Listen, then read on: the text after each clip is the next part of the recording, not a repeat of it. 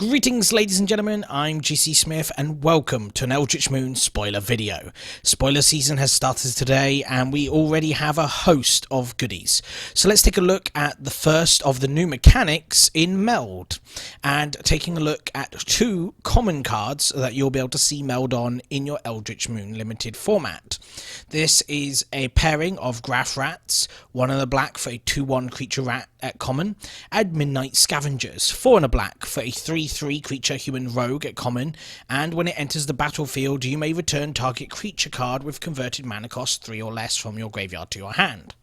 So what is Merge? Well, if you control both Graph Rats and Midnight Scavengers, and own both, by the way, as well, you have to actually own them both, Graph Rats says at the beginning of combat on your turn, if you both own and control Graph Rats and a creature named Midnight Scavengers, exile them, then merge them into Chittering Hosts.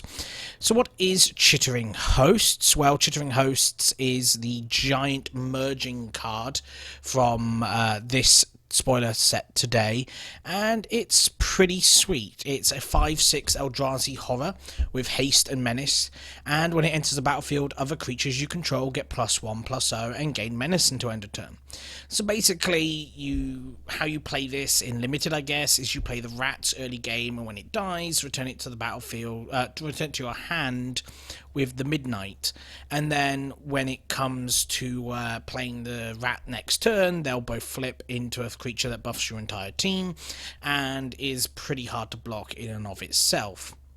This is, I don't know, I really want to kind of evaluate the mechanic as good, but on these cards I find it really hard to be excited about this. Firstly, you have to have all this clumsiness of the two cards merging together, which is going to look awful on many different game states, but then you've also got the fact that you're just not always going to have both pieces of this at common. Even at common you're not going to have both pieces of this, since it only exists in black at common in these two cards. I don't know, the mechanic as a whole is kind of okay, I guess, but getting 2 for 1 always sucks when the creature gets killed. But we do have a more exciting version of this mechanic later on, or two more exciting versions. Overall, the two cards aren't bad in draft on their own or in limited on their own, so I guess the mechanic will see play, but I don't know, it's really hard to get excited about this pretty much Yu-Gi-Oh based mechanic. Next up in our spoiler today, we have Crypt Fragment. 3 generic mana for a uncommon artifact. Crypt Fragment enters the battlefield tapped. Add 1 mana of any colour to your mana pool, and each player enters battlefield tapped, and you can tap it to add 1 mana of any colour to your mana pool, and each player loses 1 life.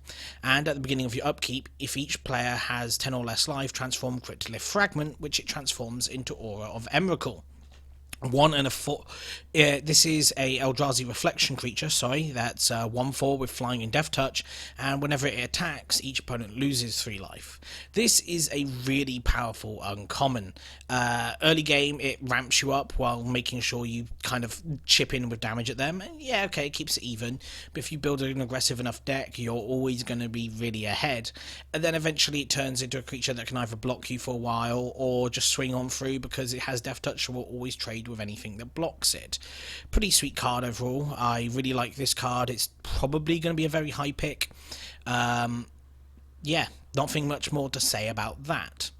Next up, I want to talk to you about another new mechanic called Escalate. Now, this seems to be a spell-based mechanic, and I always love spell-based mechanics as a control player, and I'm going to be showcasing this off first with a card called Blessed Alliance. 1 and a white for a uncommon instant. It has Escalate 2.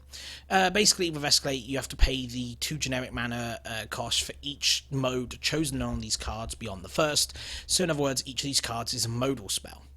Now this says choose 1 or more, target player gains 4 life, untap up to 2 target creatures, and target opponent sacrifices an attacking creature. This is pretty much a really, really powerful card. Either it untaps 2 blockers to give you a huge battlefield swing, a huge tempo gain, knocking out their attackers. You also get to gain 4 life, which is again not bad when it's tacked onto a card like this, and you also have the control route of target opponent sacrifices an attacking creature. This is a pretty sweet control card, even though I guess with the format being completely token based, it's probably not too good as a modal. But if they get the format back towards players running 1 or 2 creatures on the board at any time, this is going to be a sweet card to play as a control player because you get to kill a creature and gain life. It's just such a nice card.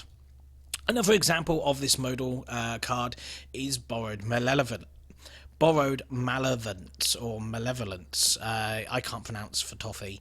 This is a single black mana, again, for a instant, this time at common, and it has Escalate 2, so you pay the 2 mana cost again. Choose one or both, target creature gets +1/+1 until end of turn, or target creature gets -1/-1 until end of turn. This card is a little less interesting than the white one we just saw. Pretty much a combat trick exclusively, simply because it allows you to pump one of your creatures while nerfing one of your opponent's creatures, or debuffing them. It's kind of interesting. I'm sure this card will be really good in limited, actually. The ability to get both modes is pretty sweet late at times, or just have 1 black mana for 1 mode. Sometimes just giving +1/+1 or -1/-1 is all you need to do. At the very least, you'll normally just keep a creature alive, or sometimes you might actually just kill a creature entirely before it gets to do anything. Next up, we have Chilling Grasp. Just to prove Madness is back. 2 and a blue, uncommon blue instant for tap up to 2 target creatures. Those creatures don't untap during their controller's next untap step, and it has Madness, 3 and a blue, so you get to cast it when it's discarded. This is actually a sweet card in limited, especially if your opponent goes to make you discard something, and then you just go, cool, I tap your creatures as a response, or as a result of you making me discard. Pretty sweet, but yeah, I don't know. It's very, very interesting card, but it's very hard to get excited about something that we pretty much always get every single season. Next up, we have Long Road Home. 1 and a white for a uncommon instant, exile target creature, and at the beginning of the next end step, return that creature to the battlefield under its owner's control with a 1/1 counter on it. This is actually quite an interesting card. I mean, it's a generic flicker effect that helps save the creature from removal and board wiping or combat damage and pumps it in the process. But the really interesting interaction is with Meld. If you return 2 different creatures, for instance, the common black ones we've already seen, exile them with this, they'll exile face up, enter the battlefield face up, each with a counter. So it's a really interesting way to cheat the system and hit multiple creatures at the same time. Generic white kind of exile effect, but kind of cool. We also have yet another new mechanic today, and that is Emerge, and we can see this in play on Wretched Gryff. 7 generic mana for a 3/4 colourless Eldrazi Hippogriff creature, with Emerge, 5 and a blue. You may pay this spell by sacrificing a creature and paying the Emerge cost reduced by that creature's converted mana cost. So its Emerge cost is 5 and a blue. If you sacrifice a 5, 6, 7, 8, however much mana your creature you get, you reduce its generic mana cost by its converted mana cost. Effectively, you're always going to be paying 1 blue mana for Emerge. But what else does Wretched Gryff do? Well, when you cast Wretched Gryff, draw a card, and it has flying. On a 3/4 body, this is a pretty sweet common. It's a really nice way to turn your early ground attackers or ground pounders or ground blockers or really early defensive creatures into a huge swinger that's also card advantage. I really like this card in a blue draft because you're always going to need to be able to pay blue mana for it.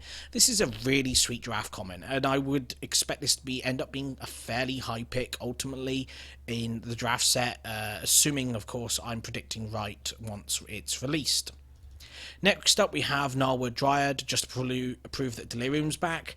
A single green mana for a 1/1 Dryad horror creature with Death Touch. And Delirium, it gets +2/+2 as long as Delirium is active. You should probably know what Delirium is by now. Next up, we have another merge pairing. Hanweir Battlements is a land at rare with tap to add a colourless mana to your pool, or pair red and tapped to give target creature haste until end of turn. It also has the ability to pay 3 red and tap, and if you own both this land and a creature named Hanweir Garrison, you exile them, then meld them into the Hanweir the Riving Township. A card we've already seen previously, by the way, the merge card, which was amazing, and I did wonder what would cause it. Well, what is this creature, Hanweir Garrison? It's 2 and a red for a 2/3 rare human creature soldier.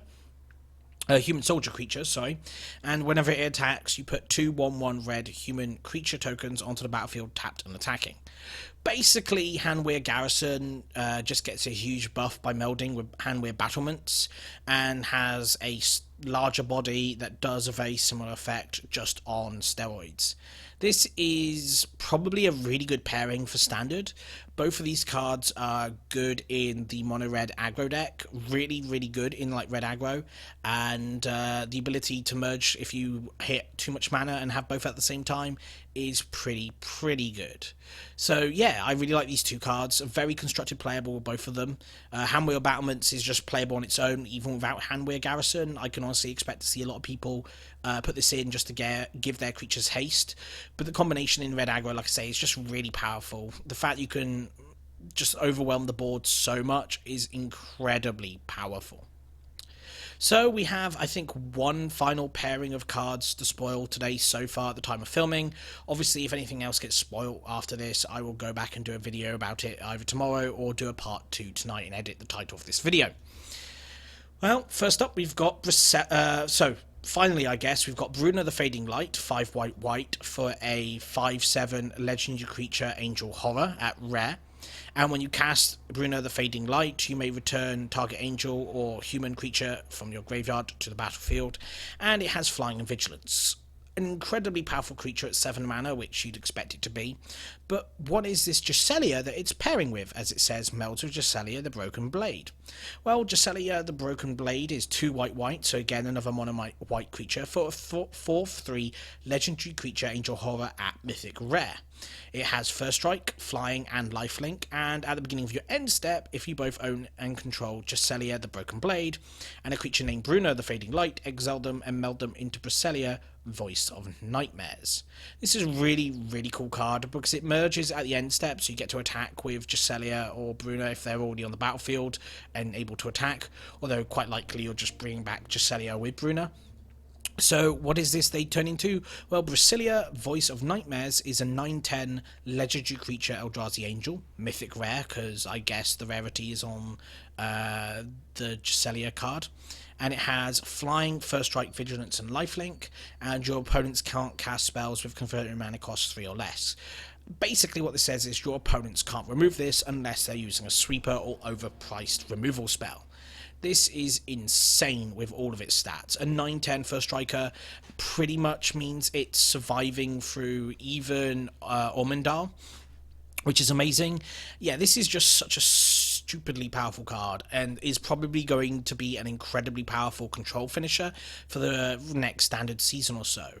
Being a combination, yeah, it's just such a powerful creature, but especially with Gisela basically stalling out the game for so long. 4 life return on a 4/3 first striking flyer is a huge power, and just getting to return it, yeah, this card is going to be insane if it sees play, and it probably should see play with how insane it is. There's definitely going to be a lot of people trying to reach it.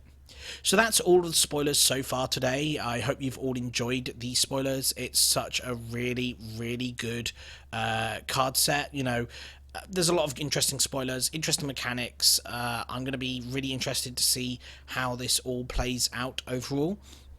There are a few other things I just want to quickly mention before the video ends. To notice that the mergers all have a different phase in which they merge.